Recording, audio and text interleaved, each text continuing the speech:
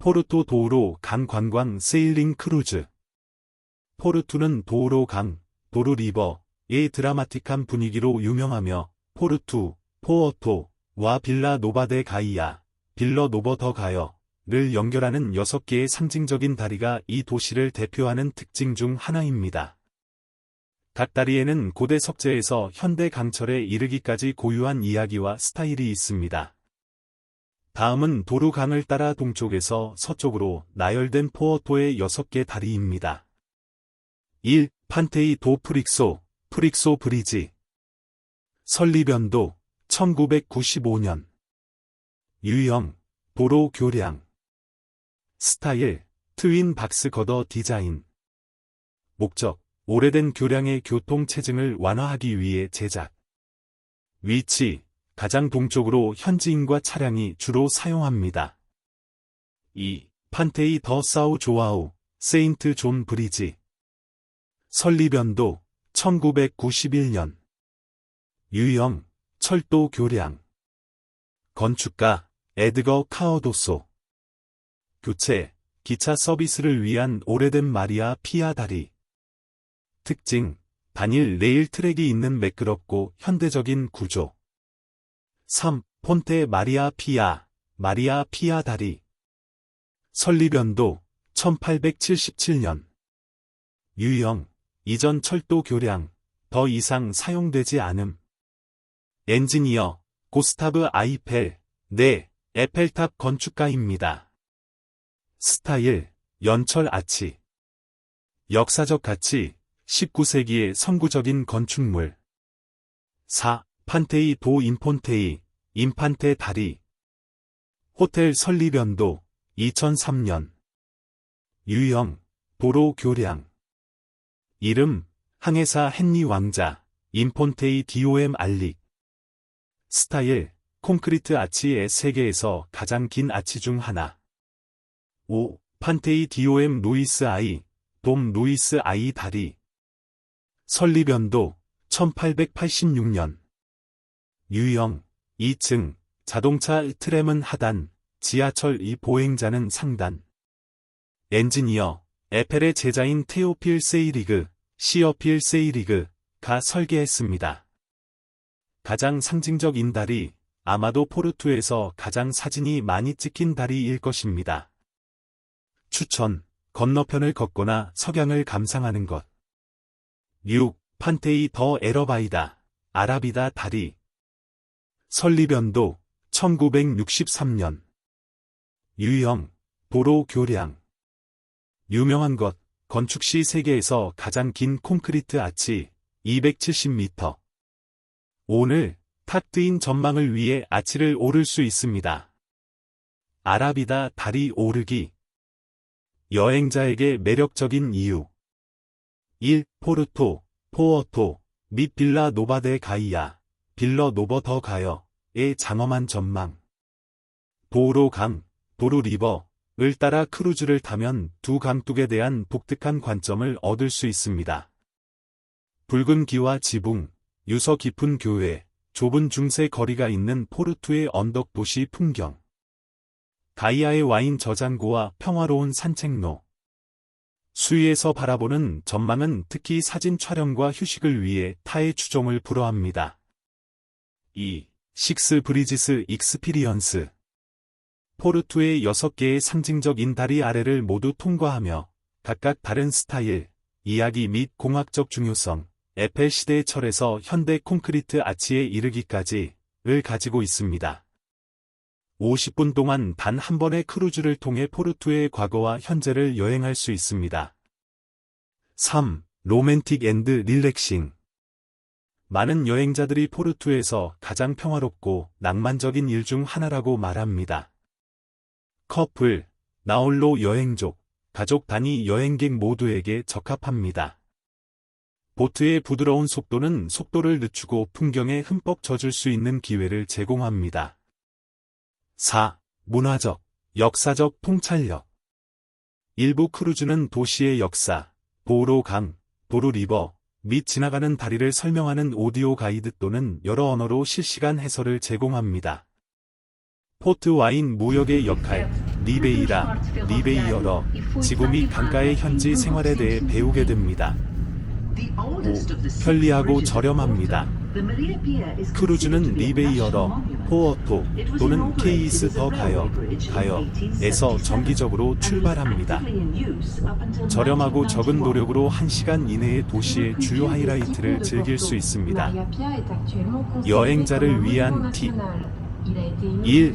가장 좋은 시기 늦은 오후 또는 일몰 크루즈는 가장 마법 같은 조명을 제공합니다.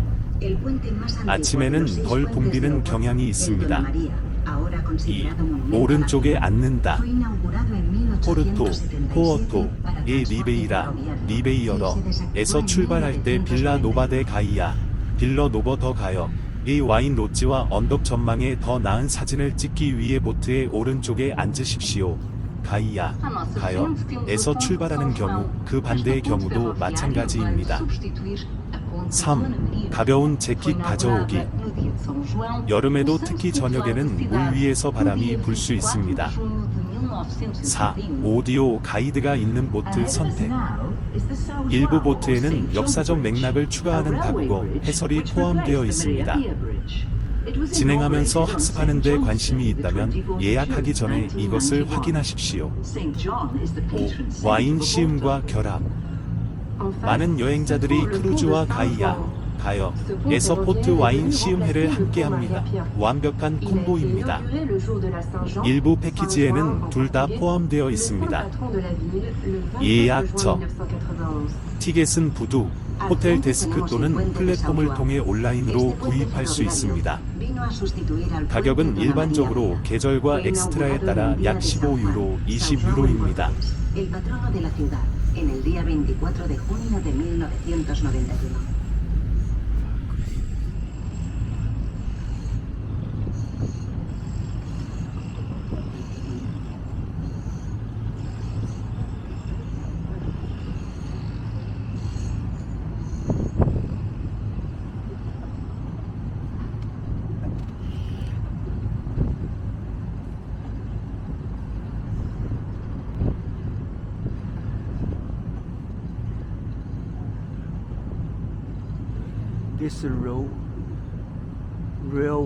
This railway bridge, not passed by people, passed by only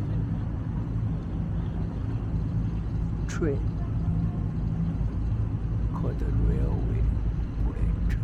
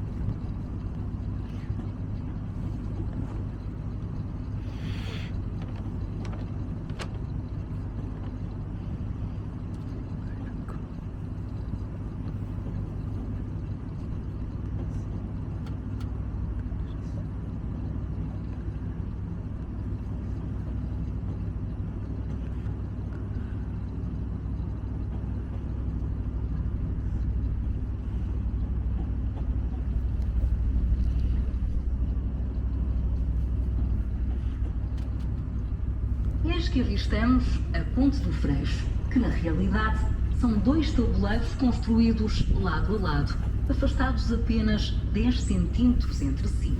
Nascida em 1995, para dar resposta ao aumento de tráfego rodoviário, a Ponte do Freixo serve a zona mais periférica da cidade. From here we can see the Freixo Bridge, which is actually 2 bridges built side by side with only 10 centimeters between them. It was built in 1995 in response to the increase in road traffic, and it serves the outer neighborhoods of the city. Maintenant, nous voici au pont du Freixo, constitué en fait de 2 ponts côte à côte, espacés de seulement 10 cm l'un de l'autre. Construit en 1995 pour répondre à l'augmentation du trafic routier, le pont du Freixo dessert la zone périphérique de la ville.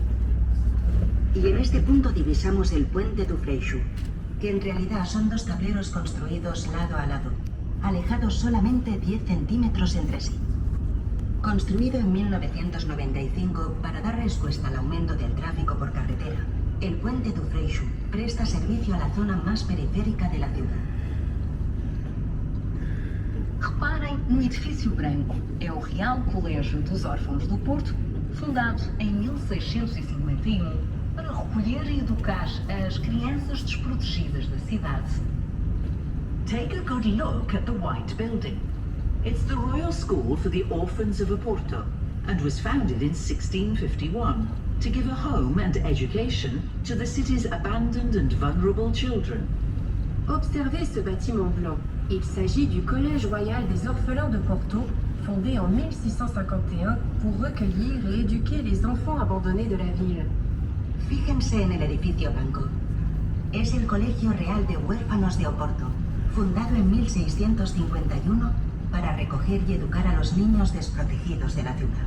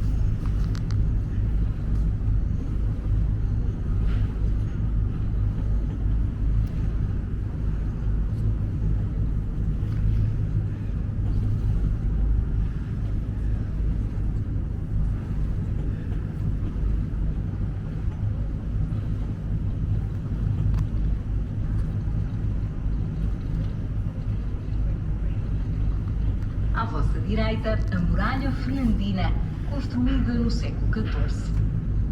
To the right, we can see the Fernandina Wall, which was constructed in the 14th century. À votre droite, la muraille fernandina, construite au XIVe siècle. A la derecha, la muralla fernandina construida en el siglo XIV. Junto a esta fortificação, podemos encontrar o funicular dos Guindais, também ele um elemento histórico construído no século XIX. Esteve desativado mais de um século e foi recuperado no início do século XXI. Right next to it is the Guindaish Funicular Railway, a historic monument in its own right, which was built in the 19th century. It fell into disuse for over a century and was restored at the beginning of the 21st century. À côté de cette fortification se trouve le funiculaire historique de Guindaich, qui date du 19e siècle. Il a cessé de fonctionner pendant plus d'un siècle avant d'être réhabilité au début du 21e siècle. Junto a esta fortificación podemos encontrar el funicular de Guindaich, También un elemento histórico construido en el siglo XIX. Estuvo desactivado más de un siglo y fue recuperado al inicio del siglo XXI. Na margem esquerda, bem no topo, destaca-se o mosteiro da Serra do Pilar. On the left bank of the river, way up high, the monastery of the Serra do Pilar stands out. En haut, sur la rive gauche, se dresse le monastère de la Serra do Pilar. En la orilla derecha, bien arriba, sobresale el monasterio de la Sierra del Pilar. Terminado no século XVI, é hoje considerado um dos mais notáveis edifícios da arquitetura clássica europeia, devido à forma única como foi construída a sua igreja e o seu claustro, ambos circulares. Its construction was completed in the 16th century. Nowadays, it is considered to be one of the most important examples of classical European architecture, especially because of the circular construction of both the church and its cloister. Achevé au XVIe siècle, il est considéré actuellement comme l'un des bâtiments les plus remarquables de l'architecture classique européenne, en raison de la façon unique dont son église et son cloître, tous deux circulaires,